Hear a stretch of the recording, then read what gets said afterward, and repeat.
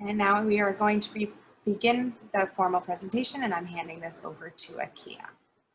Thank you, Jocelyn. I am, well, first, I'm Akeia de Barros Gomes. I'm the Curator of Social History at the New Bedford Whaling Museum. And I am just absolutely thrilled to be hosting this artist talk with Elizabeth James Perry, who I've been fortunate enough to work with over the last several months on her upcoming exhibit, which is opening September 3rd, titled Ripples Through a Wampanoag Lens. And we're going to talk about that tonight and many other things. So welcome, Elizabeth. Thanks for joining me tonight, joining us tonight. And I usually don't have to write these intros down, but there were so many things that I thought were very important to share about you that I wrote it down to make sure I didn't leave anything out. So Elizabeth is an enrolled citizen of the Wampanoag tribe of Gayhead Aquinnah on Martha's Vineyard. She's a researcher, writer, speaker, exhibit consultant, and the owner of original wampum art. She's an Aquinnah Wampanoag whaling descendant and a marine scientist. And if I left anything out, please let me know. One of the reasons that I really wanted to work with Elizabeth on an exhibition. I first came into contact with Elizabeth when I was working on the Paul Cuffey exhibit and discovered that she was a Cuffey family descendant.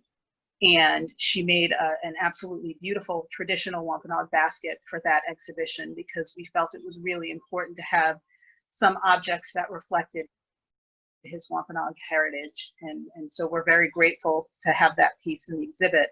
And then as 2020 was approaching, you know, you hear a lot about the anniversary of 1620 and that being celebrated, and then also the celebration of the 19th Amendment. And so as curator of social history, I felt it was really important to address the 1620 anniversary from an Indigenous perspective, and for the 19th Amendment anniversary to really address the fact that some women were left out of that achievement. And so Elizabeth was a natural for me to go to for that after hearing her speak and seeing her artwork.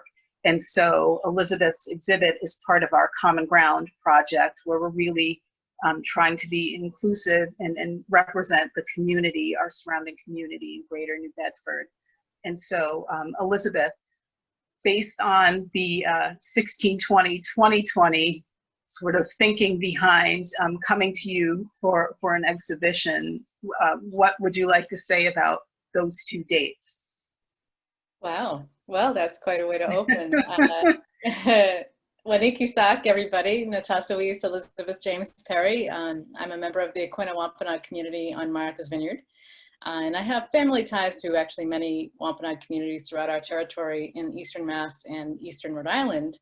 So Akeia's question is pretty, been pretty central to my thinking over the past, I guess, few years leading up to this time. You know, I think that these anniversaries give us a really important moment to reflect on what has transpired, which is, you know, a huge story when you consider hundreds of years, right? And when you consider hundreds of years on a particular group of people living here, Wampanoag people, and how our lives have been altered, you know, in a lot of really dramatic ways, and how our homelands have been altered. I guess one of the key points that I, you know, had tried to share early on in discussions about 1620-2020 was the importance of the environment. And well, while we're looking at history, could we also look at the land and what can we do for the land really at this point? You know, what is it to restore, you know, I think, what is it to restore creative tribal spirit? What is it to restore and strengthen a sense of community and sense of family and extended family? Those are really, really important. And that's all also tied with our land, you know. And when I say our land, it's really broad. So I'm also speaking about the ocean. So, you know, I think just being seafaring folks, we made boats, of course, traditionally. We continue to make boats after contact. And also European style boats once we were doing that as well too, and using those. And we never really lost touch with our ancestral ties along the coast, doing a lot of fishing and shell fishing, and producing, I guess I would say in my case, also art that celebrates that connection to this day. And I'm not the only one. There's actually quite a few Wampanoag tribal members in our communities who work with the shell. I think it's, it's really grown. There's a lot more interest and support for it nowadays, I think, than before. I think that it was very much a within community only kind of a venture for a long time. So this is really nice.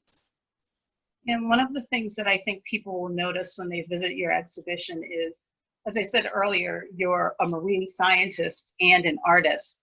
And one of the things I've noticed through your work is there really isn't a separation for you between those two things. They're very related. And so I do want to ask you about that. But first, if it's okay with you, I want to show an MCC video about your process as an artist and how you connect to the environment and your culture and the history through your artwork. So I'm going to share my screen.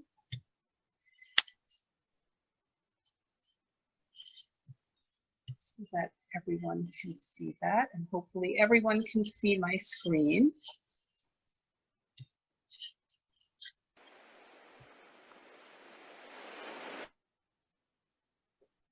It went away.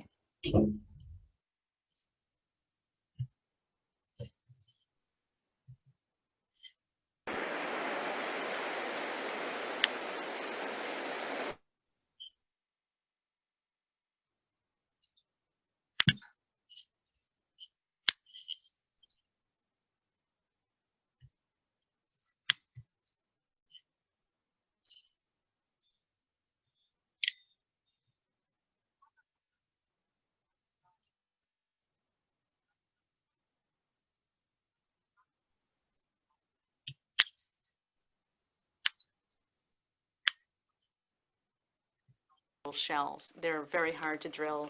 They have this beautiful contrast in purple and white, and some shells are pure white.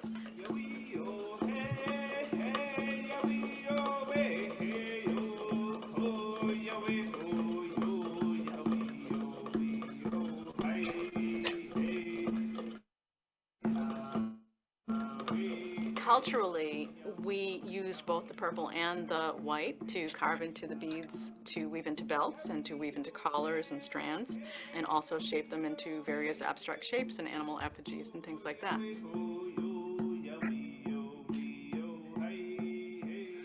This is a seal pendant, and I carved it with a minimal amount of cuts to just suggest the shape of a seal sitting on the rocks on the beach sunning itself. The animals that I design, whether they're whales or bears or otters, they're also clan animals, so it's like a family emblem for extended native families. And they're really important for understanding how traditional society works and what people's responsibilities and their talent will often lead them to because of their identity. My artwork is connected to my traditional homeland here in the Northeast on Martha's Vineyard and Cape Cod, throughout mainland Mass and eastern Rhode Island. The work that I do is intimately linked to my tribal heritage, my identity as an Aquinnah person, as a whaling descendant. In our traditional stories, we talk about the whale as wisdom keeper and knowledge keeper for our tribe. And one of our stories talks about the time when Europeans were suddenly coming in huge numbers. In our story, we say that Masha, the creator being, or one of the creator beings, spoke to the people and asked us if we wanted to stay and, endure the hardship and the changes, or if we wanted to leave. And the people who wanted to leave, he took them and tossed them off the cliffs, and as they tumbled towards the water, they turned into killer whales and they swam away. And so we consider those people our knowledge keepers, because they moved to escape some of the dangers and some of the hardship and death that some of the folks here were facing.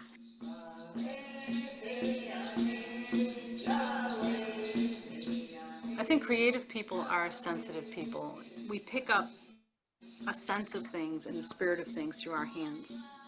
There's a lot of happiness, personal happiness, creative happiness and satisfaction in seeing a process through, in starting at the very beginning with the raw materials and being outside. And I think having plants that I wild harvest or cultivate myself and process myself, having shells that I get to experience the joy of opening the quahog shell and seeing these incredible purple patterns, it's really striking. Or just seeing how beautiful and substantial a white bead is when it shapes up and it's finally ready to be incorporated into a woven piece.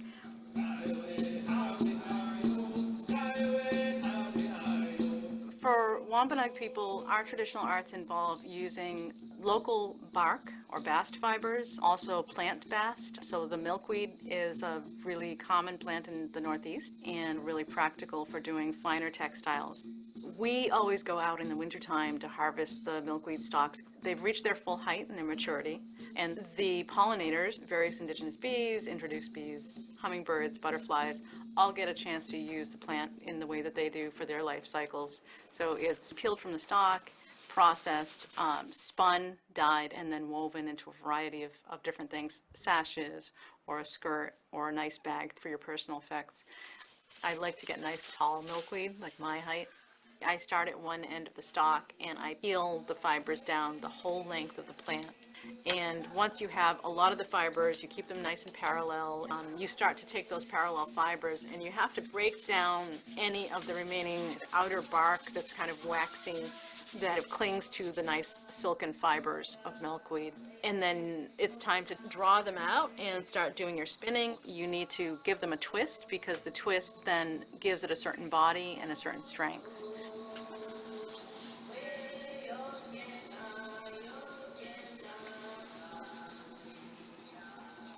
Finding the plants for dyes can be really challenging. I grow a lot of things in my backyard on my own property. I encourage them to spread. I started a garden on my tribal lands as well some years back. I use oak galls as a tan dye, but because of the tannic acid, they're great as a mordant to make sure other dyes are permanent. And so I might use oak galls and blueberries, or I might use sumac leaves and pokeberries, sunflower petals, and oak galls. As a sewing fiber, I use sinew, and so the sinew is actually deer tendon or elk tendon, depending on where you live. Maybe it's whale tendon or buffalo tendon or bear tendon. It's another material that you wouldn't waste when you're hunting.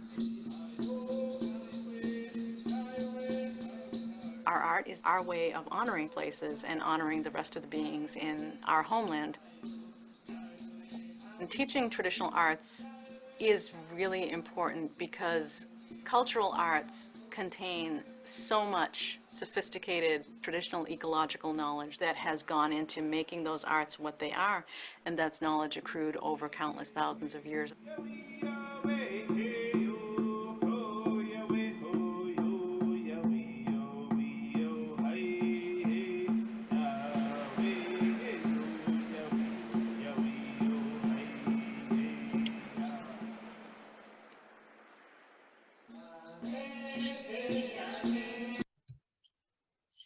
So that gives us a little bit of a sense of your process, and boy, does it look labor intensive, the work that you do.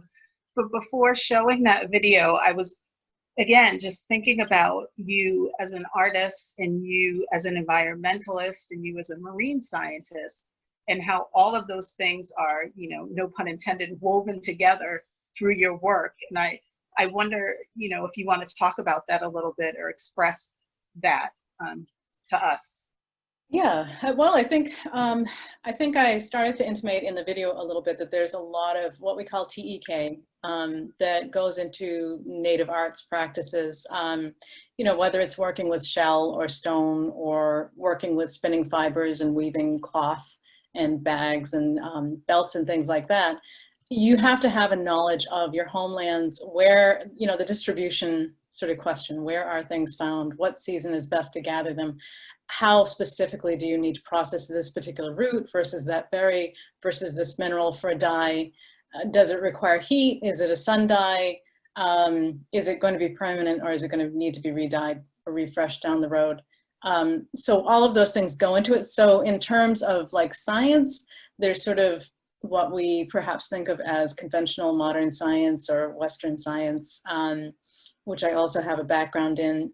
But in terms of, looking at our knowledge of the Northeast, forestry knowledge, ocean harvesting, and weather, and all of those things. That same very, very long-term, much more long-term observation that backs modern science goes into our traditional beliefs and lifeways and our traditional arts as well. There's just a creative, expressive quality, I think, to Indigenous arts that isn't necessarily a huge characteristic of science. I think it depends on the person. I can't really say nobody is creative. That's not really fair. But there's a certain emphasis in formal science, I can tell you from experience. I loved marine biology. It was just so varied. I love traveling of any kind, and that includes boats. So I spent a lot of time at sea. There's just something pretty amazing about being able to interact with creatures in their home, instead of grabbing them and sticking them in an aquarium. And it's nice to see that. It's different to be out in the ocean. For me, it was really inspiring to learn about whales in their habitat, watching them, seeing them interact, and observing their behavior. And I volunteered at the Center for Whale Research, but I also did a lot of fisheries research out here, in the Atlantic Ocean, with red crab, with lobster, with a short stint with sea scallops. And I also was doing marine biological illustration, as well. And so I had, many different ways that I was working with coastal resources in this area. And some of that also later informed my work for my tribe when I was doing historic preservation as well, understanding the resources, the distribution, the health of the environment. Our, typical life ways have sort of morphed into our typical employment, right? So I'm a marine scientist. There's lots of tribal members who are, fishermen and fisherwomen, shellfish harvesters. That's just a big part of our life. And so being tied to the ocean, it's just a natural, it's a really paramount concern, I think, for us. And it's definitely visible in the work you've done as far as conservation, in this region. So in thinking about your work with marine biology and marine mammals and the wampum you create, I was thinking earlier today about how, I think in most people's minds, when they think about wampum, they think of, historically it being just currency, and Sure. currently it being just pretty, just decorative or just jewelry. Sure. And there's so much more significance than that. And I think it would help people coming into the exhibition when they see your beautiful belts, for example, or the star medallion, just how significant wampum is in Northeastern Native American communities. Right. Some of the significance of wampum is actually really apparent in our language about wampum, or things made from wampum embellished with it, or about the belts. I think the word for the wampum belts is something about beads woven on a string, with the string signifying a story. And so there's this idea of a lot of embedded knowledge woven in. The designs have a lot of significance. There's a pretty wide range of designs for a lot of different purposes, and some are pretty much purely attractive or representational to honor, like, let's say, whales or fish, or the ocean itself, or the sun. The star medallion is a sun symbol for us. We're Wampanoag people, so our nation's name actually translates to people of the first light, or people of the dawn. And it's not really, so in Native society, there's a lot of metaphor and description, but there's also indications of responsibilities, and where do you stand in terms of North American, Native folks? What are your responsibilities and your interests and things like that? For us as Wampanoag people, we're people of the first light. It's our responsibility to greet the sun, so that when the sun comes up first thing in the morning, that's a really important moment culturally for us every day. Our lifestyles may have been, significantly impacted, I think, by modern living. And, you know, at various phases in my life, I was not so into sunrise. I think when I was in college, I was pulling so many late nights working on science papers that sunrise was not a thing. But then it was really wonderful when I graduated and I got to work in fisheries. Of course, fishermen are always up like earlier than crack of dawn, actually. And so I really got back to that, you know, that moment every day. And it's always really, it's significant, and it's inspiring, and it's very cleansing for us spiritually. So it's a big part of our culture. So that star medallion is yeah, there's just so much to it. The wampum belts, some of you may have seen various wampum belts in museums. You know, there are some instances where sometimes, you know, tribes or an individual might be paid with wampum, but by and large, when Native people or Native people only were using wampum, it's very much the way that we encapsulate our beliefs and stories, our family histories, our tribal nation interactions, so treaties and agreements, and friendships, friendship with the connotation of a political alliance, I guess I would say.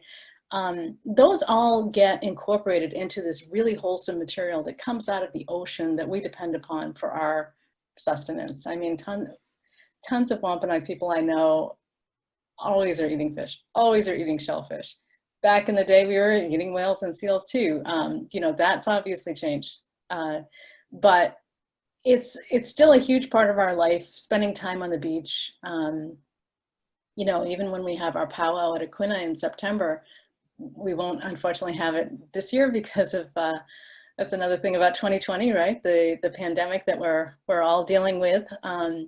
So I have to socially distance, I guess, from my celebration here, and we can't have it. But normally when we have our powwow the weekend after Labor Day, we're up on the cliffs, and it's so wonderful to be there with community. You can hear the music, there's really delicious food, and you also have the view of the ocean, which is really very settling, really important.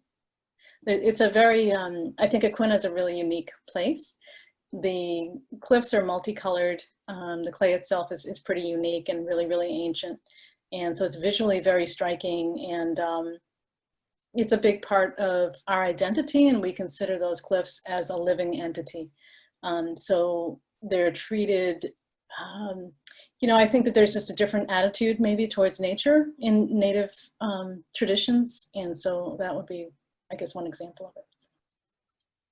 So a while back, and I don't recall how many years ago, but you were part of the ECHO project, which the Whaling Museum also took part in. Can you talk about that a little bit? Because I see the work that was done through that project is really related to your exhibition as well. Sure. Yeah, actually, that was a really interesting, that was actually a series of projects, right? So, you know, there are other tribal members who participated as well in Aquinnah and Mashpee. I was in an early textile residency they had, a gathering of basically folks from partner or associated with partner institutions, all involved in the whaling industry. So obviously New Bedford and Peabody Essex Museum up in Salem, the New Bedford Whaling Museum, of course, the Bishop Museum in Hawaii, the Alaskan Native Heritage Center as well. And so what would happen was they would bring together artists from each of these different regions. And so I had a chance to sit down with folks, you know, I just met, you know, from Hawaii, two folks. There was an elder and a younger man. And there was a woman who was also an artist from Alaska. She was Kodiak Island native. And we just had this wonderful creative experience. It was very immersive, you know, to work with artists every day, all day. You know, we had all our meals together. We went for walks. We shared our materials. So I brought milkweed and wampum. I had some corn husk. We came back to my house actually to get turkey feathers because they've got this beautiful bronze tech, you know, sort of surface, and they're rather reflective. And they brought things like coconut fiber that they had spun. There was certain types of pan. The woman from Kodiak Island brought otter fur, which was very beautiful, which I guess they harvest as it's it's sort of like incidental bycatch. When there's commercial fishing going on, sometimes the otters get trapped. So rather than waste, that's where they're harvesting. Yeah, so we just had a really wonderful time, and you know, we produced jewelry and we produced weavings and hats, and you know, it was pretty much open. You know, it's textile. We interpret that pretty broadly. There were other residencies, so there was a group of artists that went up to Alaska to work on jewelry. My brother was actually one of those artists, Jonathan James Perry. And he was also a performer, so he was involved in some of the echo tours that featured the, you know, the group of, there were quite a few, I think, folks from Alaska, a few of the folks from Hawaii, and various, I think, of our tribal members from Aquinnah, and I think a couple from Mashpee as well involved in those. So, you know, I haven't looked, because I was always able to catch these things live, right? So I sort of took it for granted, I guess. But I wonder if there's any YouTube postings of videos or excerpts from that. I know our art was actually accessioned in the Alaskan Native Heritage Center.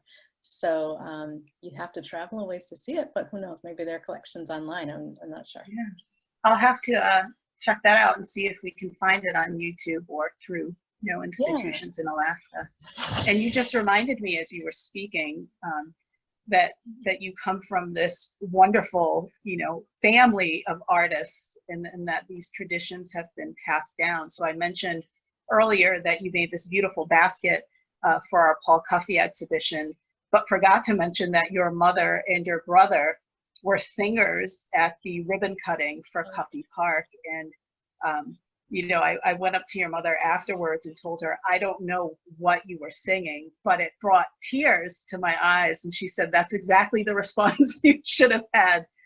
So you just come from this long line of amazing artists, which is something people will also discover through your exhibition. Yeah. Yeah, I've been really fortunate, I think, growing up in the household that I did, and the extended family. So my mother is a scrimshaw artist as well. And, you know, some of my earliest memories were of watching her work with, she was working with the whale's teeth, because we, you know, as descendants, I think especially back then, a lot of people had, you know, articles from whaling ancestors, not all of them necessarily Wampanoag materials, because our ancestors were traveling around the world at that point. So like my mother used to talk about being a little kid, and she'd go in the attic and get into stuff, and she would find Chinese coins, and there was a mandolin, and they were all just, you know, a nitty naughty made of whalebone, you know, for winding a yarn. They were all kinds of things. People used, you know, casually used whalebone rolling pins to roll out their, you know, crust for their pie and stuff like that. So yeah, I was pretty intrigued. I think a lot of that stuff had been put away by the time I was going through the attic. I didn't get into, or she had lost a lot of it, which is another thing that kids are great for. But yeah, it was really really struck my imagination how well traveled my ancestors were. It's really impressive, and you know, I'd have to work terribly hard to even just like do a fraction of their traveling. And they brought home stories, and some of them married elsewhere. So like one of my James ancestors, I have a picture of Henry Gray James, my great-grandfather, in the exhibit, Betsy Cuff's husband. So from Gayhead, from Aquinnah. His brother, William Wallace James, actually, after his first wife passed away here in New Bedford, he was on another whaling voyage, and he met a Maori woman from New Zealand, and they married, and they came back here for a time, and then they decided to go back to New Zealand, where, you know, they spent the rest of their lives. One of the artists that I later worked with at the Evergreen College, who was a New Zealand native, she recalled an elderly couple with the right name who used to come to her parents' shop by this lake where everybody liked to vacation in the summertime. Mackie's in her 90s now. And so I wondered, you know, was that his daughter and her husband? I mean, that would be amazing. So who knows? Yeah, wow, it's almost, you know, I've heard the term used before when I was working at Mashantucket and thinking about Native Americans who got on whale ships in New London, or got on, you know, ships in New London, for other purposes and really created this Native American diaspora by marrying, you know, in New Zealand and other places where the ships would dock. And it's just amazing to think about. It really is. Thousands of cousins you never knew you had. Right. So before we actually get to the meat and talk about your exhibition, I did want to save that for last so we could throw out some teasers out there. When you were talking about the powwows and all of the delicious food, someone actually did post a question / comment asking, please speak more about seals and the need to restore food sovereignty in New England. Sure. Yeah, it's an excellent question. Yeah, so seals, there's a bunch of different species in our waters, or maybe I should say there were, and they're coming back, I think, as the fisheries are also, the health of the fisheries is being improved. There's a few things going on. I think if the person who asked, I'm just going to hazard a guess, probably knows the water's warming, and sometimes the seals are also moving back and forth quite a bit, chasing food. As well. So sometimes animals are exhibiting typical behavior by coming back to this area and spending a lot of time, and maybe there's a few outliers who are coming into the area more often just because food is getting more scarce in some areas. Sometimes it takes a lot to tease that out. So yeah, so seals are a pretty good size when they're mature. With native, you're going to guess, you know, I'll go to food sovereignty in a second. So with native art, you probably know that we don't really waste. So if we were hunting seals, which we did on a regular basis, we used harpoons and things like that. Seals are pretty big and muscular and actually kind of dangerous, you know, if you're in the water and you're messing with them to eat. And so you do have to be somewhat careful in the way that you behave. There's respect, there's protocol. It's, you know, generally a seasonal venture, or was generally. I won't say that native folks are harvesting seals here or whales here now. So you don't waste, so that meat gets eaten. A lot of meat. There's a lot of really, really good feasting. And, you know, each, I think, food has its things that complement it best. You know, ground nuts are our indigenous potato in this neck of the woods. There's also Jerusalem artichokes, but I'm more of a ground nut person.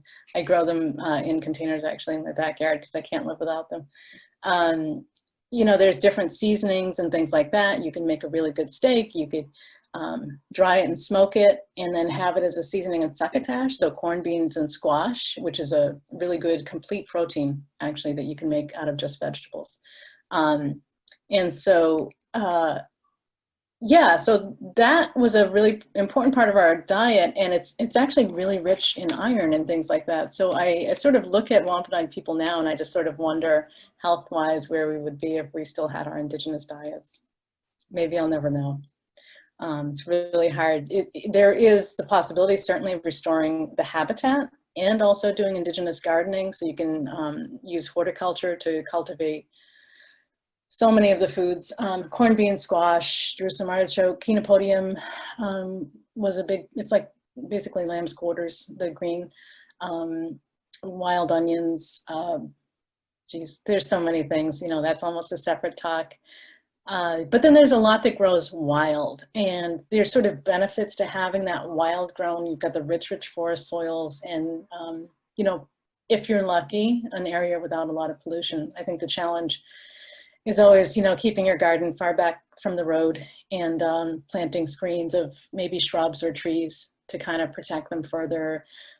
Figuring out, you know, when you're growing food and things, the water quality is so important. And I learned the hard way by killing some of my plants that chlorine is actually not a good, you know, thing to be putting on your plants, you know, cranberries and things like that. Certain other plants actually thrive much better when it's not a high chlorine water that you're putting on it.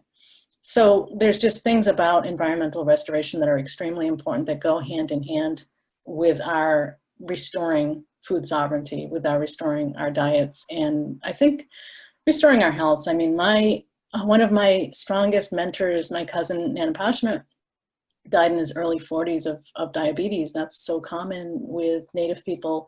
We just don't tolerate a highly processed, really sugary, really salty diet, you know, it's not good. Another of my mentors who was a wampum artist, Courtney Anderson, also passed away in his 40s. He died of a stroke, you know, and I'm sure part of that is the wampum dust. If you happen to go through phases of being casual with that dust, it's really caustic. But I also think that, you know, diet is playing a big role in that. So diabetes and thyroid issues are real common with Native people. So. Well, I forgot to mention when I asked the question that it was Lori who asked the question, and she sent along a thank you as you were speaking. I saw a thank you. Okay, Lori, I'm guessing also from the Pequot Museum, right? Oh. Or Yukon, maybe. I'm not sure. I'm just guessing. So I want to move on to talk about your exhibition, which I think is going to blow people away. It's your pieces of your wampum work predominantly, and but the thing that I love about the exhibition is there are these beautiful pieces that you've created, but the exhibition is also about your family and Wampanoag culture and Wampanoag history and the Wampanoag community today, and your own personal journey and the things that you've done with conservation and your education. And that's all just woven together in this one exhibition. And so I'm wondering, and it's done in a way that it's not overwhelming. It makes sense. And you sort of, you know, I worked on designing the panels with you, and it's just, I think it's going to be fabulous for people to walk through while they're looking at these pieces, and then also reading your story and seeing your story through your artwork. And I'm wondering what it is that you want people to take with them from your exhibition. Sure. I think part of it does go back to your question about wampum as money versus all of the many other things that it was and is. I think, you know, the shell is just really unique. It's got this beautiful purple and white contrast, but each shell is natural, and no two patterns in shells are actually alike. It's pretty remarkable. And so in spite of the fact that I work with a material that comes in just two colors, it's actually never boring work, and the size and the shape and the weight of the shell varies a bit too. And so hopefully, as I work with the shell, what I try to do is be really mindful of preserving the shell quality. So I try not to flatten it out. I try not to, just per my taste, I like to give it a matte finish and use a light oil rather than give it a high gloss. And so I think you can see, and this is a good sized gorget with really, really nice rich purple color. It's distinctive, it's visually, it's very eye-catching. It's gorgeous when it's woven into the belt forms, which could be a belt for wearing, but it also could be a really important community belt. And this is a small one, but lovely pattern, and just a nice fine linear design here, and a nice range of purples. I have some other pieces, I sort of put them together, just trying to create different shapes. Some of them based on, you know, whale motifs that go back thousands of years. I can actually say that when I was monitoring archaeology, we would actually find stone pendants, and we'd also find much older, like 8,000-year-old stone addle weights shaped as whale tail. And, you know, I think as an artist, I think of that long ago craftsperson working on their hunting tools, who's basing his knowledge as he very laboriously, right, hand carves this heavy stone into a whale tail weight. He's probably got the benefit of sitting right there on the coast and seeing these whales every season when they come to do their fishing and, you know, play in the water nearby, and scrape barnacles off of their skin. You know, I've heard even fishermen nowadays say, you know, different kinds of whales will come into the harbor before everybody else gets up, and they'll be scraping their barnacles off the rock. You know, you have all of these opportunities, different time of day, depending on the amount of noise that's liable to scare away wildlife, that you can base some of your work on here, even now, I think. And then here are some necklaces. So this is a gorget style necklace, and this is actually on some of my hand spun milkweed fiber. So in the exhibit, I tried to incorporate some of my hand spun cordage With natural dyes, I actually started using natural dyes about 20 years ago. I was working in a museum program and I was doing a ton of weaving, which is like a dream come true for a weaver, to get your job doing what you love, right?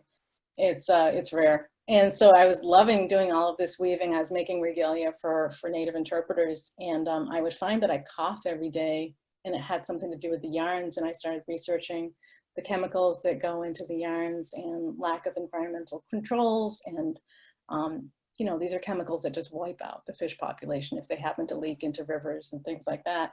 And so I thought, I'm not going to have much of a career if I keep handling this toxic stuff. That's not going to happen. And so I thought, it's going to be a lot of work, but I dedicated myself to reviving some of our traditional dyes.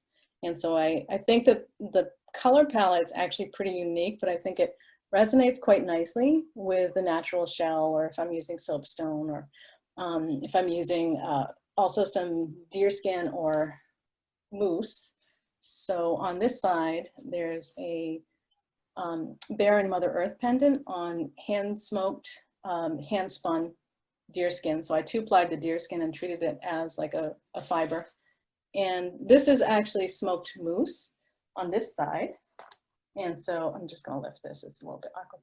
So this is a really chunky necklace that I designed so people could appreciate the thickness of the shells. It's got a bunch of huge discs.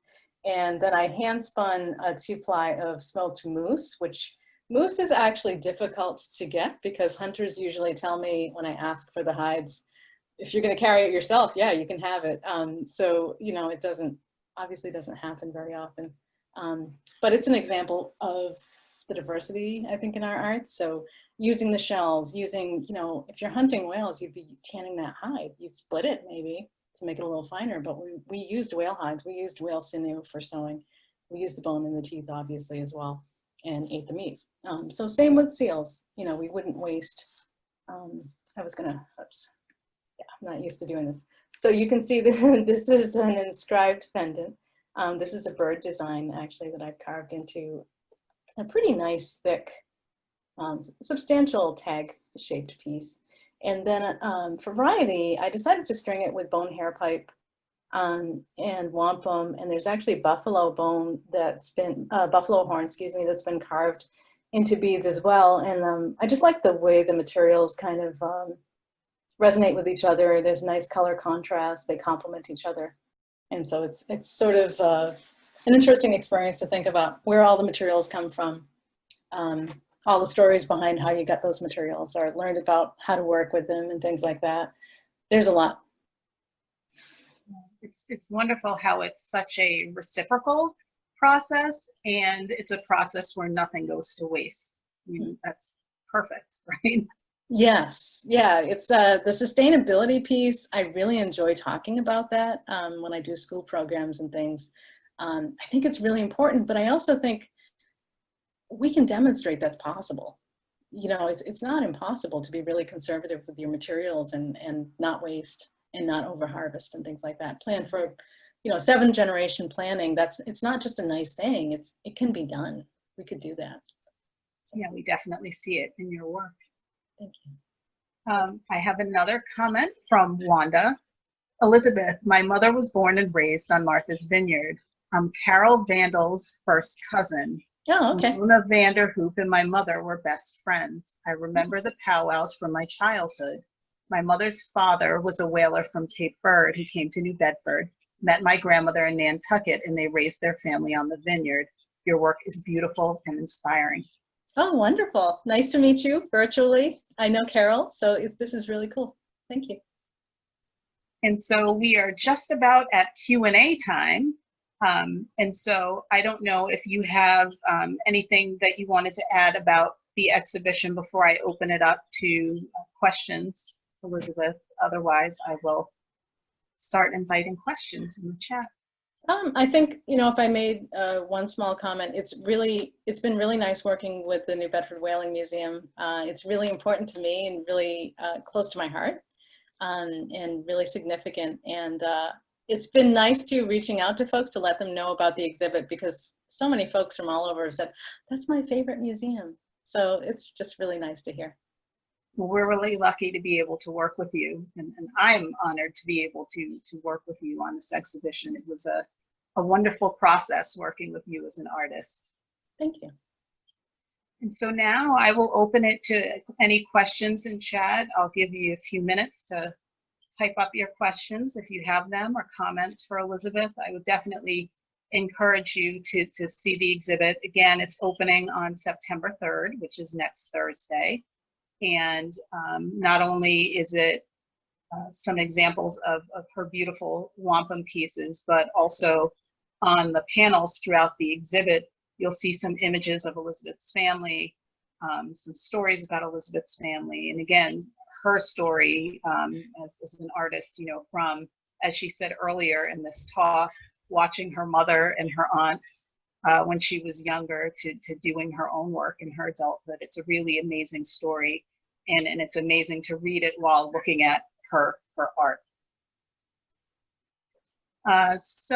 This is actually, well, a question for me as well, but Tammy asked how long your exhibit will remain at the museum. So it's a 6-month exhibition. I believe that brings us into late February, early March. So it'll be up for quite a while. The next question is from Brenda.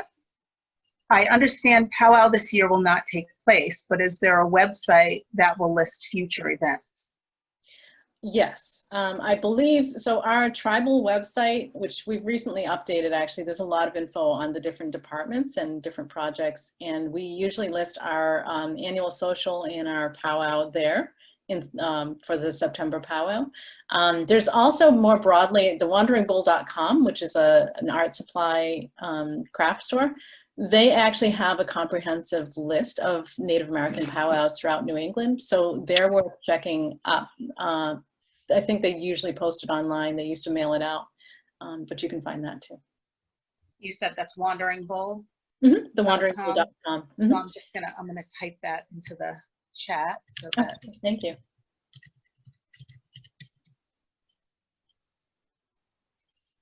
Let's see, and I have to lean forward because my eyesight is so bad at this point. Amanda, thank you for the discussion. Looking forward to the show. Sarah asks, would you say more about the impacts of climate change on Wampanoag traditional culture and sea life? Sure. Yeah, so climate change, global warming, the temperatures are actually changing the distribution of fish. So you may have already heard that codfish, for instance, are not going to be so common off of Cape Cod, which I find horribly ironic and also disturbing because we all love, you know, codfish and beans, all of that culture that everybody thinks of as Yankee, Yankee, Yankee, New England, New England, New England. That's indigenous. That's like our lifeblood right there going away. And so it's really just sad for me. Lobster also, you know, the Gulf of Maine, I think, is the fastest warming body of water in the world, maybe, if I have that correctly. That gives you an idea of, there's a lot going on so quickly that I just don't know how to assess everything. Other fish, flounder, you know, we have a natural resource department, and we've actually taken part in restoration, trying to restore softshell clam, trying to, you know, working with UMass, I think, at one point on the winter flounder population and seeing what we could do to boost their numbers. But the problem is that fish have their sort of temperature range that they're comfortable with, and they live well in and healthily and once you start changing that too much, which, you know, I think it's mostly anthropomorphic reasons, unfortunately, pollution and things like that, they move to other areas that they can survive in. And so, you know, lionfish are becoming really common in this area, but you can't, to the best of my knowledge, they're toxic and you can't eat them, but they're breeding really fast and they're out competing indigenous, you know. I think, so in terms of climate change too, I guess, looking ahead, I would say, I would look at the larval stages of a lot of the fish and the shellfish and the invertebrate that we, you know, love, we depend upon. We don't necessarily eat them all. I don't, I don't know a bunch of native people who are harvesting sea cucumbers now, or right in this area that are harvesting sea urchins, but they were part of our diet. And I think it's really important for them to continue. I think clan identity also plays into it. So if you look at, looking at the old records is great, because you can see Josiah's Sturgeon, so he's probably adopted his clan identity as his last name. So sort of adapting to this sort of modern system of, I need a first name and a last name, but I'm holding on to my Wampanoag identity, and I'm Sturgeon clan. So there it is. Mary Seahorse on Nantucket. I mean, it's just such a great name. And it's just when we're mostly, nowadays using very anglicized last names. Some of them folks deliberately changed either on us without asking us, or we change them. I sometimes think as well, in order to kind of fit into, whatever the business world, I guess, of merchants or whatever it was in Boston and in Bedford, going back a couple of centuries ago or whatever. But that doesn't negate the clan identity. And so, when you're sitting there and thinking about like, oh, I'm whale clan, where are the whales? Where are the codfish? Where's the sturgeon? Where are the sturgeon? That's really a serious question these days. It's, it's really just, even as Native folks, we're so busy trying to survive. I'm just not really saying, I can't really say that I see us all sitting down having a lot of talks about this, but it's disturbing all of us. It should be disturbing to all of us. But in particular, your relationship as Indigenous people to the environment, it makes it all the more tragic what's going on. Yeah. I have a message from Carl. Elizabeth, it's been a pleasure listening to you. I knew your grandmother and uncle, and I know they are proud of you in keeping the history alive. Thank you, Carl. Thank you. Yeah, my uncle was actually the poet of New Bedford, the city poet for a time. I remember you telling me that a while ago, but I forgot until just now. Yeah. Andrea asks, when creating threads and yarns with plant fibers, did you learn that plants are good to use for that? And how to make the threads from them from members of the Aquinnah, or did you gather knowledge from various people and places and experimentation? Yeah, that's a good question, because a lot of folks nowadays are doing both, because sometimes, as I kind of indicated before, sometimes you lose your elders when they're not very elderly, right? Things don't always happen according to plan. I was, I think, fortunate in that I was a terrible pest about learning everything that I possibly could from a very early age. I just made everybody teach me anything they knew, and stories and and repeat the story because I don't remember it. And everybody was super patient. I really don't know why. It was just amazing. I was lucky. So my cousin Helen Adequin, she was so active, and there were different organizations back then even. So she was politically active. She was supporting, getting more resources towards Indian education, and she went to Boston University and completed her degree. So she had a doctorate. It wasn't an honorary doctorate. She did it the old-fashioned way. But she was also a really good traditional artist. She was a really good weaver, and so I started learning from her. I was probably somewhere between 11 and 13. I was already doing some weaving and trying basketry when I was younger, but it was very ugly baskets was going on here. And so my cousin was a finger weaver. She did stunning baskets. I really don't see, I just, with hand processed cedar bark and nice dyes and little, nice patterns, really subtle, but quite beautiful, shape really consistent. That's not so common. No matter where you go with twined weaving, that's not common. And, to this day, I can pick up one of her baskets and I know who made it before I even check. Her mother was a talented artist. Her mother was, she was elderly, and she passed away around the time, I was probably like 2 or 3. I vaguely, I remember seeing her. I have a pretty good memory. They were here all the time. you know, so I knew my cousin really well from when I was way too small to be doing art. But once I got big enough and I expressed an interest in weaving, she was really helpful. She told me about our traditional fibers and her. So when she wrote too, she always says thank you to her grandmother, Mrs. Smalley. Mrs. Smalley is actually Avis James, who, you know, married a Smalley. And Avis was Gayhead in Christiantown, and she grew up in Martha's Vineyard. So Avis was a younger sister to Henry James and William Wallace, the guy who went to New Zealand. She stayed on the island for most of her life. I think she also lived on Nantucket for a while. The family also lived in New Bedford, I think, for a time with relatives as well. And so folks stayed in touch, you know, all the time. She, you know, some of the folks on the island back then, some people had been raising sheep and doing spinning and weaving in sort of a more Euro sort of centric, Euro influenced way, and part of that industry, and they were seamstresses and tailors. But along with that, people continued to raise Indian hemp, which is dogbane. It's another name for it. It's a milkweed relative. They were raising milkweed of there's many different species, and still hand processing and still weaving. So she referenced there was a really fine weaving that she had from her grandmother, but I actually don't know what happened to it. So people kept the knowledge alive. They weren't, when I was a kid, you know, nobody was using natural dyes. It's really time consuming. I'm a crazy person who, you know, I didn't do the conventional things. I think if I had, it would have been, you know, like I had married and had like 5 kids. I would have had a lot of fun, certainly, but I would have been so busy. Natural dyes? No, maybe with Kool-Aid.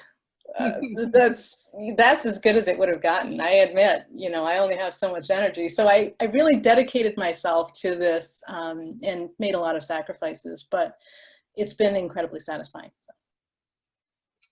Well, I can't believe that we are just about out of time.